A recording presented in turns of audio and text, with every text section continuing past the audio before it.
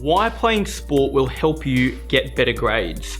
Now, this might seem like an outrageous statement, but I want to, in this video, take some time to explore why this is a common myth and actually bust this myth. One of the things that I found is that most students believe that to get top marks, you need to quit all your extracurricular activities, including sport and maybe work, to excel at school. So I want to look at why this is actually incorrect.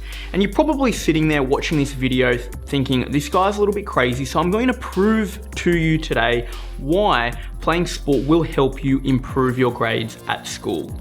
Now, I want to kick things off, I guess, by sharing my own personal story. I managed to successfully play soccer competitively during year 12. Now, what this meant was that I trained 2 to 3 afternoons a week. I played all day Saturday, and often I had Sunday sessions as well. And despite quite a heavy training load, I still managed to excel academically at school.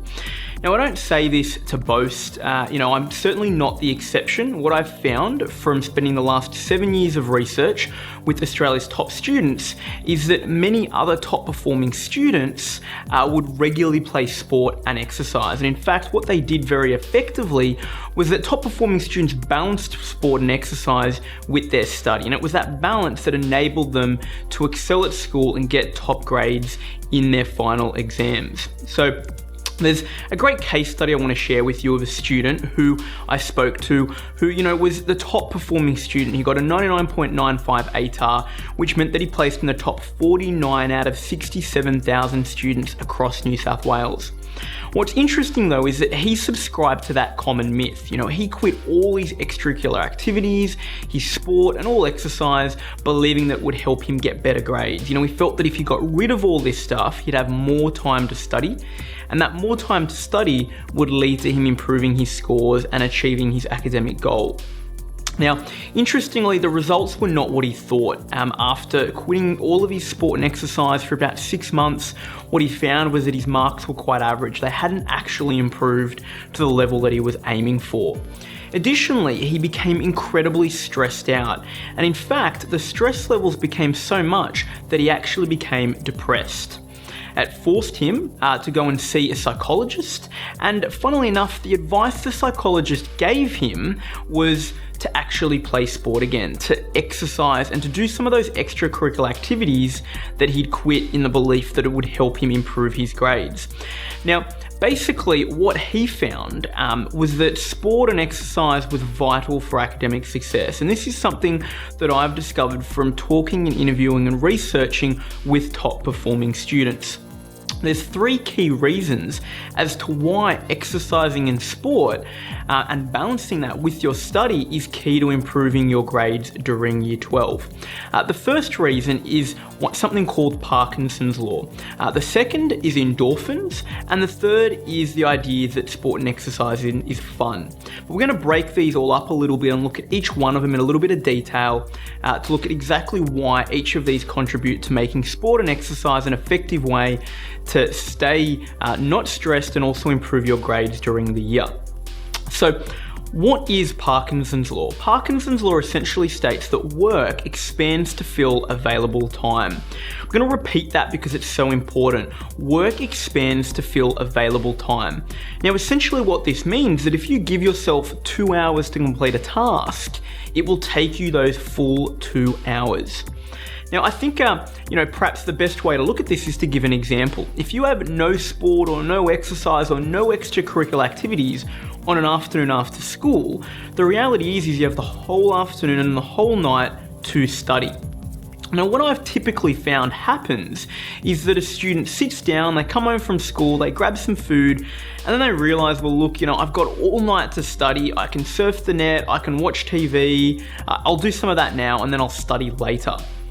Eventually, begin studying, but at the end of the day, you've still got all this time after dinner to study.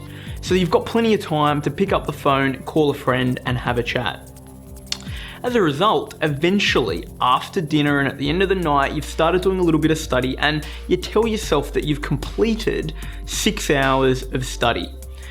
The reality, however, is that you have not actually completed 6 hours of study. In fact, you're tired, you're lacking energy, and you haven't really completed anything effective. You've spent a lot of time doing what I call dead time, which is not studying and not relaxing.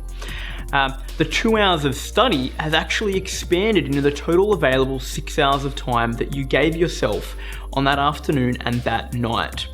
So as a result, how does sport help, or how does exercise help you deal with this issue of Parkinson's Law? It's really quite simple, but effectively what sport does is it reduces the amount of time that you have available to study. And I know this sounds counterintuitive, I know it sounds a little bit crazy, but the key is actually in reducing the amount of study time that you have available. Let's take another look at that typical afternoon session that you would have. If you have sport, it means that you cannot let your work expand. You have to be efficient. So for example, if you have sports training from 7 to 9 p.m, it means that you have to complete your study before you go to sport. So when you come home from school, you can't procrastinate, you can't watch TV, surf the net. You've got to get down and complete the study that you've allocated. So essentially what this means is that it'll improve your efficiency because you'll get more done in the 2 hours before sport than you would across the whole night that you'd have. And as a result, what that does is it improves your time management. The overall consequence, therefore, is that it allows you to learn more in less time. And ultimately, when you're in year 12 and you've got lots of commitments, that's exactly what you want to achieve. You want to get more done in the limited time that you have available. Now, the second reason why sport or exercise will actually help you throughout the year in improving your grades is that it contributes to something called endorphins. Now, what are endorphins? Essentially, endorphins are a chemical response in our body that occurs after we exercise. So generally, our body creates these endorphins when we exercise or play sport, and endorphins are the chemicals that make us happy. They're the chemicals that make us feel good. So one of the key reasons why you want to continue to exercise and play sport during the year is it'll make you happier and it'll actually reduce your stress levels. Because let's face it, it can get quite stressful with lots of assessments during the year. So sport and exercise is a great way to help you remain sane. This is actually why the psychologist that the top performing student I mentioned earlier as a case study recommended that he play sport. It's a natural solution to depression because it gets those endorphins or those happy chemicals going in your body. Now, the final reason why sport or exercise is important and you should balance it throughout the year with your study is because it's fun. I mean, if we really think about it, studying all the time is incredibly boring. I wouldn't want to come home and look at my calendar and realize, I've got 6 hours of studying to do today. So by adding some sport or some exercise in your afternoon, it varies the afternoon up and it makes it a lot more fun. So overall, sport will help you get better grades. It'll help you by helping you improve your time management through improving the negative impacts of Parkinson's Law. It'll help you learn more in less time. It'll help you feel happier through an endorphin rush. And it'll also, create a little bit of fun in an otherwise boring schedule. So look, if you've liked this video, subscribe for updates. We will be having lots more coming out over the course of the next year. Until next time, cheers.